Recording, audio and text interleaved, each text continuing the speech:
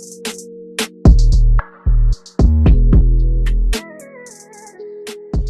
guys, thanks for joining us again with Inspired by Miss Amber Red. Today we got Brisa, myself, Tanya, and Jessica. Jessica is our apprentice who is almost done with her apprenticeship. Yeah. She will be done by the time this comes out. I know, right? Oh, yeah. Yeah. Celebrating. Yeah. Mardi Gras.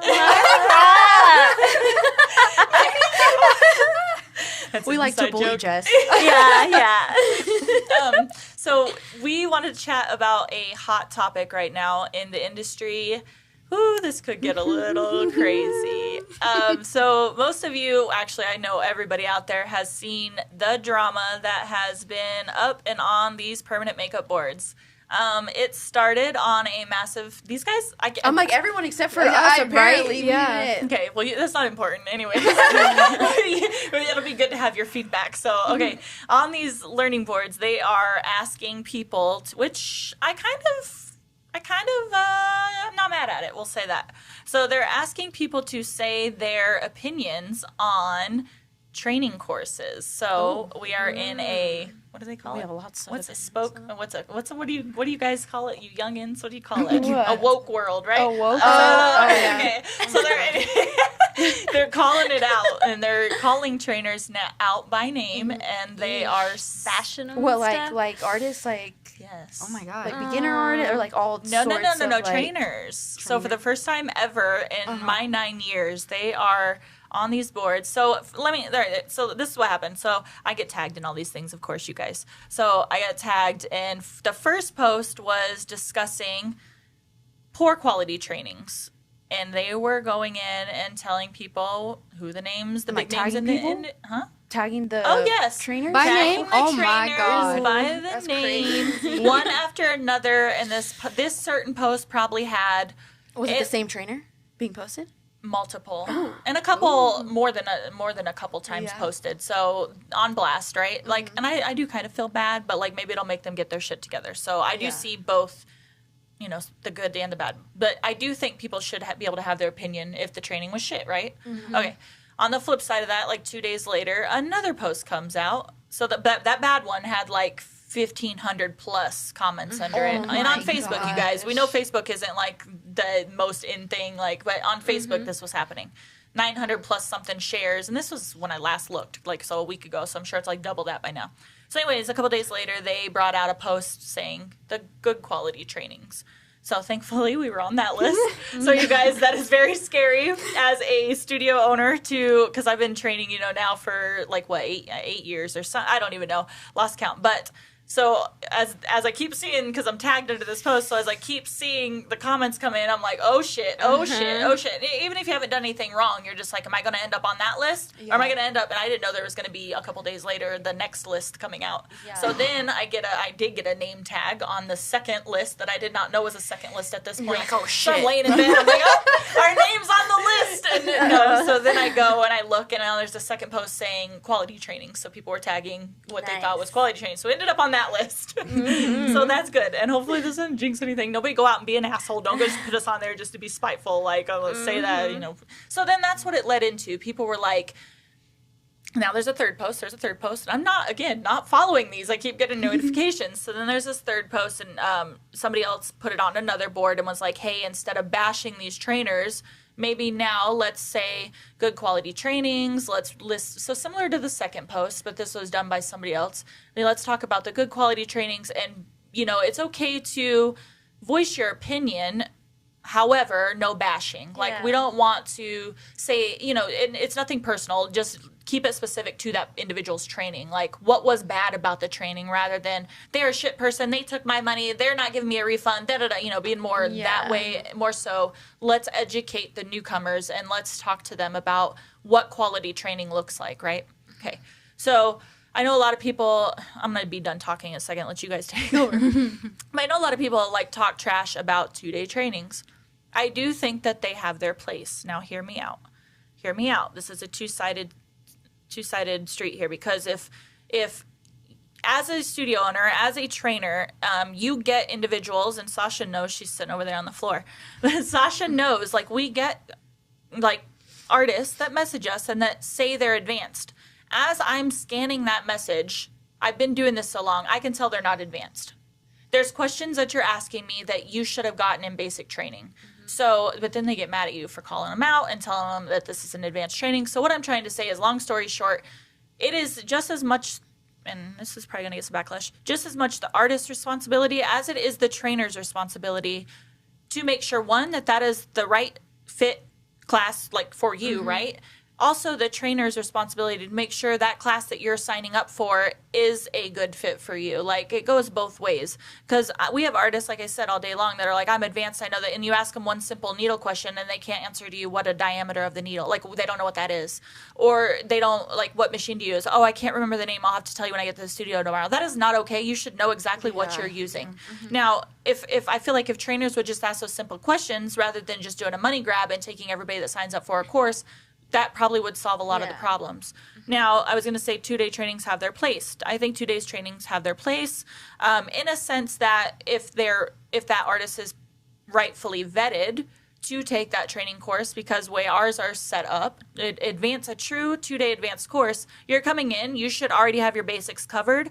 My duty then is just to kind of broaden your idea of permanent makeup. My is to show you different machines, different techniques. Like, yes, you may be doing one certain technique. Now it's my turn to show you something a little bit different.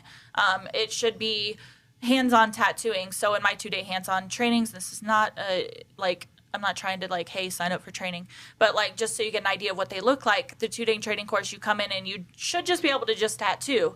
Now, is that necessarily the case? No. A lot of the time they get there, they've snuck their way through. I've asked them questions. They, buttered me up and didn't tell me the God honest answers when they should have. And then they come and I have to spend a half day and I have to get rid of a model. We have to go over theory, the basic things that we should not have to be covering. But an advanced 2-day course should be 4 models, 2 days. We're doing one morning, one afternoon, all hands-on. That is what I mean by a hands-on training, and that is how I feel like that they should properly be done. And, of course, there's other things that go into it, like, after they are done training, the support, and this, so all that stuff, yes, of course, that's included too. But as far as coming into the studio, that's personally how I feel like advanced training should be done. Now, with that said, we do offer, 6-month apprenticeship, which is something else that, a lot of people don't do within the industry. It's kind of unheard of. So that's kind of a unique little thing within itself as well. A little slower, a little dive deeper. Jessica's doing her own thing over there. So Jessica was our first test run with that. She's definitely doing her own thing over there because she's kind of permanent makeup, and then she got and did this hard right. Now she's doing body tattooing, which is totally fine. But so you're always learning, and you're always but how did let's start with Jessica. You got thoughts, Tanya? Because you're over there looking into your mic like you got something to say. Oh no, I'm just so how when you, Jessica, when you were first looking at trainings, was there key things? I know we kind of touched on this in a previous podcast just a little bit, but is there certain things, give me top 3 things that you were looking for in permanent makeup training? And I'm going to call you out right on the spot if I thought those were the first proper things you should have been looking for. Okay. I was looking for, I needed someone to be there watching me if I'm going too deep or shallow, technique. Yeah. Okay, you pass with that one because a lot of the times I see, Tanya gets this too. Tanya mentors friends from across the world, and but Tanya's got friends in the industry, and they're literally saying they're tattooing hands on. They're not ready for it, and their trainer's not even in the building. Yeah, MIA, gone. So okay, first red flag. I hope she's you guys watching this episode. yeah. And next, Jessica. I just wanted to see the flow of things too, because I'm clueless. The scheduling, the clients, So business basics. Yeah, business basics. I'll give you a clap for that one because that's something that I think is a little bit unique, but probably more so. I don't know if a lot of people out there would look for that in a training. I think when they come, it's very tunnel vision. It's very techniques, and they don't get much further outside that. So that is a very good one to mention. And just getting my foot in the door. That was kind of a little lure too to join your team. Next, another one, because that's kind of the second one. What's the third one? I'm drawing a mental blank. I don't know. Something that's important that you think would be, what is something important that you're looking for in a quality trainer? Someone that's around, that's reputable, that people have heard of, there you that go. has a positive, resume, if you want to say it. So, like, so you're looking have to for have somebody. skill. They have to know what they're doing to learn from them. Someone I an could artist trust. that you look up to their work. Yes. Something like in that sense. Or somebody Inspired. To feel inspired. She's like, you see what I did there? Oh my gosh. And then Tanya and Brisa, you guys, I don't know how you even ended up with me, but you just got lucky. We just got lucky. It was an accident. I posted something on Instagram about it, how it was an accident. I didn't even know who you were. I didn't know what permanent makeup was. Yeah. And I just said, F it. I'm going to do it. Don't listen to their advice. No, I was looking for training, though, a little bit, like, before, and then I was like, oh, no, like, these all suck.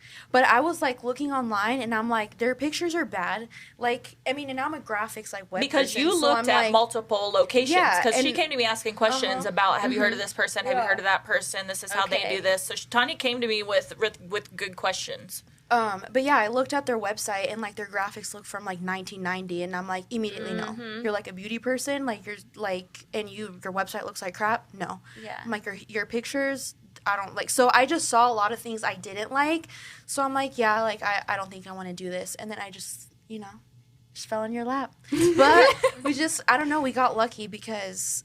Yeah, I'm not, like, out here, like, looking for training, like, right now, but sometimes I'm like, oh, I want to learn how to do that. So I'm, like, look at different classes and, like, look at other things, and I think are just so spoiled with, like, how, like, much of an amazing, like, studio we have and, like, trainer and mentor you are. Now I look at other people, and I'm judgy as hell. I'm like, nope. You guys, funny story. Okay, Amazon sent us the wrong tape, and these bitches are sitting around stomping around the studio that we didn't have the proper tape. They're like, what is this tape? And I'm like, you are so spoiled. We did get spoiled, but but now, like, I don't know, I feel like our standards are high. Yeah. And then, okay, I don't know if I should say it, but I'm going to say this anyways. But people come in our studio all the time, and they are trained. Oops, sorry. I'm like, sorry if you feel like you're getting called out, but if the shoe fits, wear it. You're a trainer, and you just don't know like, you're tattooing lady, and now you're touching your face. That's, like, 101, and you're a trainer. Yeah. So immediately, I'm just like, I'm scared. Mm-hmm. I'm scared of the trainers that are out there, because you're a trainer, and, like, you're being trained, and you're not well at being trained. Mm-hmm. And I'm just like, I don't know. Also, too, if you're, like, going to look for training, you have to be trainable. Yeah. Don't go into training like, oh, I already know what I'm here. Like, I'm just here for their certificate. Like, no, what are you here for? Like, to learn Amber's techniques or just to be on our Instagram? Sorry. Yeah. Sorry, that kind of went off. No, I mean, we get, I've heard every excuse. Like, you'll have an excuse, or maybe they're just nervous, or I'm trying to be nice here, but they come in, right, and they'll be tattooing, and I'm, like, looking at it. I'm like, the needle's not even touching the skin. And I've seen it from trainers. So I'm like, you're here in a class, and then you get the, I can't see my needle. I forgot my glasses.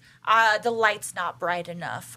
This. I'm like, that was Tanya last year. She twitched. She did this. And I'm just like, wait a second. But you can't tell that needle's not touching that skin? Like, that's scary, you guys. And that is that is the truth that we are dealing with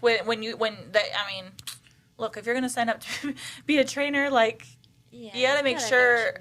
Well, you got to, I don't know. I'm like, you have to, not even that, I don't know. I'm having a meltdown. I mean, I feel like there's a phenomenon right now, like, going on with even in the tattoo industry or anybody that's teaching, that they're, like, mostly self-taught, and then, like, they think that they can train without having, like knowledge of other people's perception of, like, how their work is. And they're like, oh, I'm a trainer because I've done this and did that.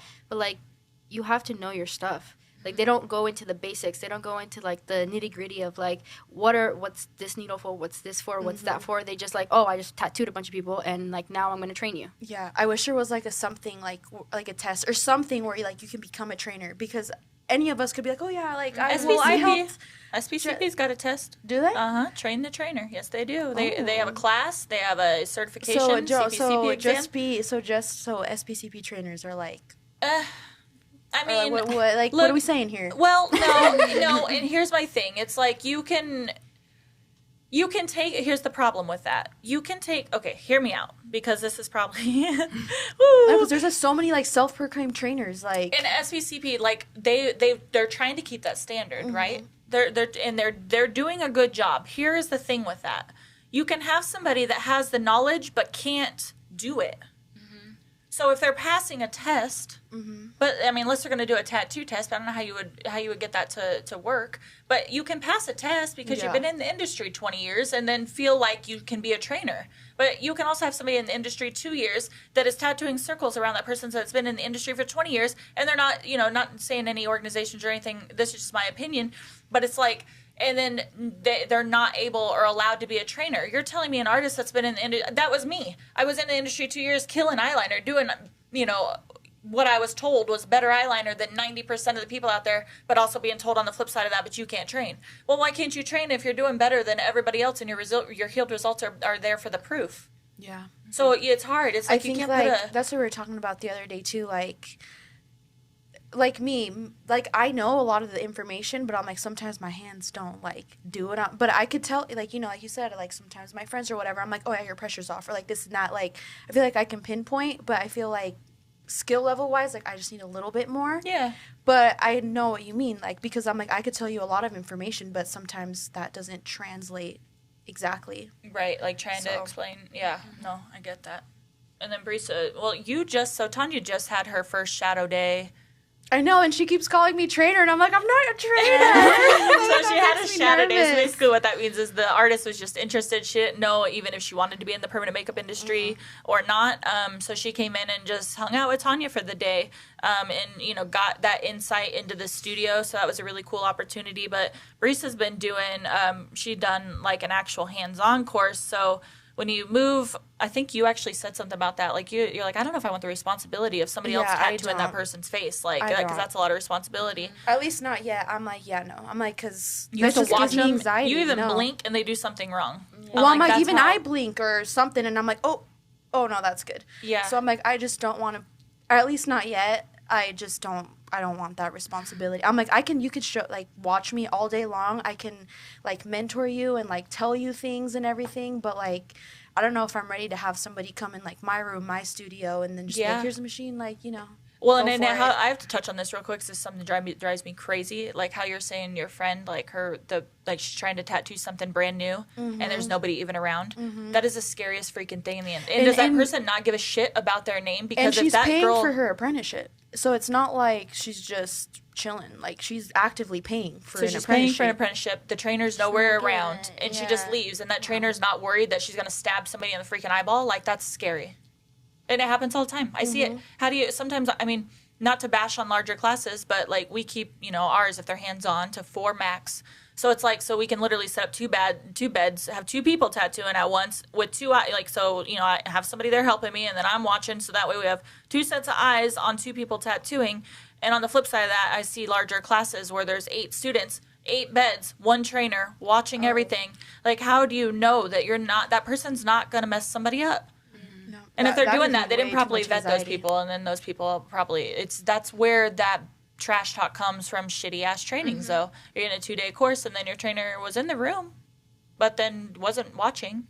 Yeah. That's so scary. How would you feel, Jess? I just left you. I was like, I'd feel cheated, ripped off.